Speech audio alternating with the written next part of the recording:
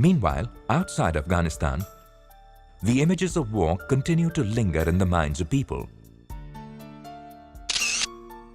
It is high time that a visitor travels through the new and united Afghanistan and presents an unbiased report. What might an unprejudiced, unbiased visit reveal? Let us see the nation through the eyes of such a visitor.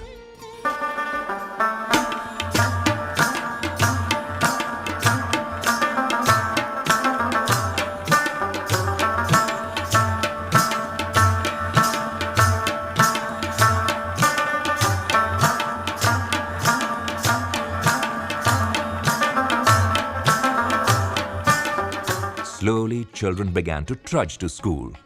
Among the most urgent challenges to reconstruction was the restoration of the infrastructure for education.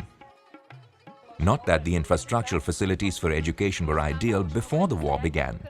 The schools were not easily accessible and were few and far between. Most of the teachers were not well qualified. The buildings were primitive and the educational aids were hardly, if ever, there. Even the basics, such as the blackboards, were unusable. یک چوکی 5 نفر میشینن گنجایش تخته روزایی است که ما با صنفا میتیم اینجا میریم ما تخته نداریم صنفای ما رو خود تا خود بهتر ببینید یک بیساک یک میدان سپورت باشه ما نداریم هیچ چیز نداریم در مکتب ات روزایی میشه در زمستان که نقدر گل می باشه و بسیار مشکلی ما میریم در روزای باران و بعد گل. Teachers were trained and the students were motivated to join schools in large numbers. The children were too innocent to understand what proper infrastructure meant. Unable to fathom what they were missing, the school children were excited about just being back to school and about getting together and enjoying school. International agencies as well as individual nations joined hands to start work from building elementary structures to hiring and training teachers. Thanks to these efforts, Afghan children have returned to schools at an exponential rate. As of 2006, more than 4 million male and female students are enrolled in schools throughout the country. Primary education is totally free and available to all boys and girls. Up to now, there are 9,500 schools in the country. Literacy of the entire population has gone up dramatically. But these cold statistics do not tell the whole story. They do not tell the story of the children's high spirits, their enthusiasm, nor do they reveal their happy faces. There is every reason to make a song and dance about this success story. Lack of education proved to be disastrous not only for the women themselves, but also for the huge human resource potential generally. After all, the old adage that the hand that rocks the cradle rules the nation is true everywhere. Those involved in reconstruction work realized this immediately and stepped up their commitment to women's education.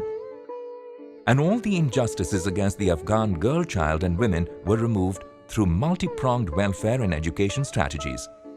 In total, more than 1 million girls are now at school in Afghanistan. More girls are now attending school in Afghanistan than in the decade before the war began. Several hundred women have also taken the entrance exams required for admission to the University of Kabul.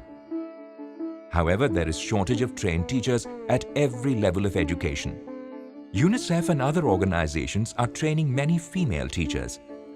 5 years ago, only an estimated 15% of teachers in Afghanistan schools had graduated from teachers training colleges.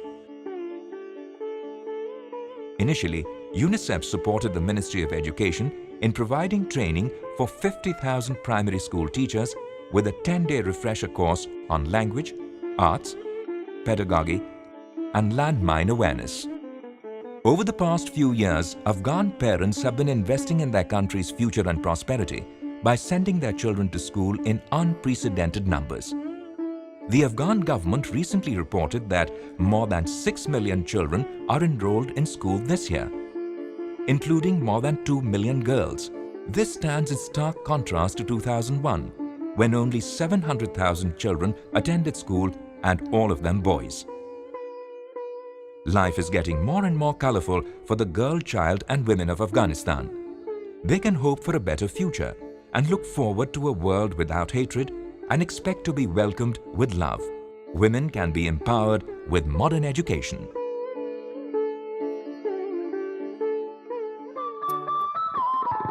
Now, there were hardly any institutions of higher education in Afghanistan except for the old Kabul University.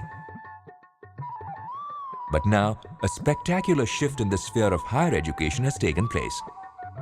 From being a one-university country, it now has several foreign players in the field.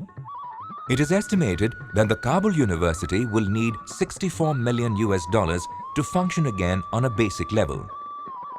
As part of its recovery program, Kabul University has established partnerships with 4 foreign universities, including Purdue. Currently, thousands of students are receiving higher education at the university in various professional fields such as law, engineering, medicine, and business, as well as economics. They have access to the latest information technology, computer labs, and research facilities. Thus, post-conflict Afghanistan has seen strong winds of change sweeping across the educational sphere of education, ensuring the spread of education across diverse sections of the society, the rich and the poor, men and women, urban and rural areas, as well as in the sphere of higher and technical education. Through education, the human capital will be built, and it has already begun to lead the nation to economic development, as well as promoting peace, stability, and social cohesion, the foundation of nation building. The education of the girl child is absolutely essential for all-round social change. It is today's girl child who is tomorrow's mother, the first educator of the child. The educated mothers are the ones who usher in social change. It is indeed a positive sign that in Afghanistan after 2002, the most spectacular and welcome social change is noticeable in the sphere of women's activities. In total, more than 1 million girls are now at school in Afghanistan. More girls are now attending school in Afghanistan than in the decade before its ban on female education. Several hundred women have also taken the entrance exams required for admission to the University of Kabul in the arena of science and technology.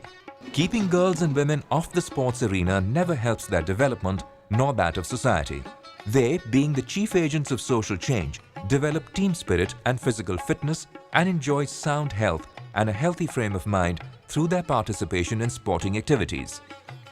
During the last 3 years, AYSE has helped create the first international girls soccer team from Kabul by sponsoring 8 young girls who traveled from Afghanistan to the United States. Earlier, 2 women athletes, Rubina and Fariba, were the first women participants in the 2004 Olympics. They competed in the events of the last Olympic game. In fact, many more women have proved their mettle and are willing to come out of the veil of the terrorist threat. Happy the moon that looks on the winds of change. No longer does one hear the booming of guns and mortars and cries of agony. From gloom to the magic of the moment, the mood has changed. The march has started. Small steps have become giant strides. The smiles, the laughter, the sunshine are back. The old and young, man and woman, in every single face, there is joy and celebration everywhere. This is the new Afghanistan. No matter what has happened, every faith believes in the end result of happiness, joy, and celebration.